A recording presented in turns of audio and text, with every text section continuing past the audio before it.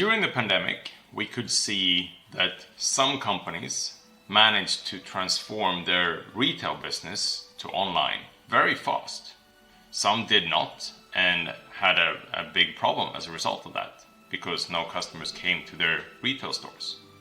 And we could see that some existing online merchants really struggled because all of a sudden, from one day to another, instead of having 100 orders, they got 4,000 orders or even more.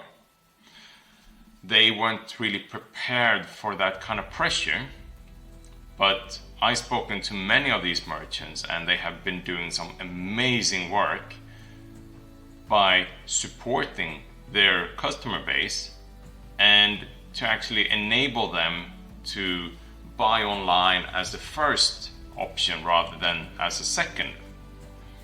Because many of us have been buying things in physical retail stores, but now as the pandemic have affected us so much, we're more used to buying things online than ever before, in all different generations and genders, all over the world.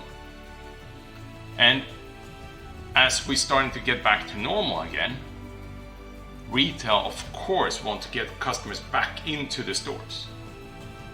And e-commerce want to make sure that they don't lose this amazing opportunity that they have been given, the opportunity of supporting customers online.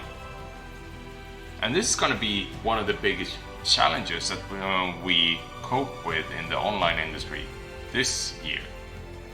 And that is to make sure that we don't push our customer base too much to make purchases online, because maybe they still want to socialize in the retail stores, but we don't want to lose them as returning customers. And the more we show an interest and support for these customers, the more they will feel that, yeah, I can still go to retail and do the shopping there, but I know that the store that knows me best and that supports me in the way that I like is the online merchants. So it's up to you to make sure that you find a way to support your customers, to make sure that you understand your customers, use the amazing amount of information that you already collected, and make sure that they feel special, not as a group, but as an individual.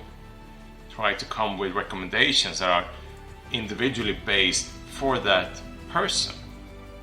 And in the beginning, why don't you reach out and support them in person? Instead of using a system, try your methods, try your way of communicating by doing it manually before you automate it. Try with a few, maybe 10, maybe 15, maybe 100, that's up to you. But don't go into this development cycle of trying to automate everything. Do it as a minimal viable product and hack your way towards success in how to support your customers. But the most important thing in supporting customers is to understand them. And if you don't communicate with them but only collect data, you will not truly understand them. So start that dialogue rather than a monologue.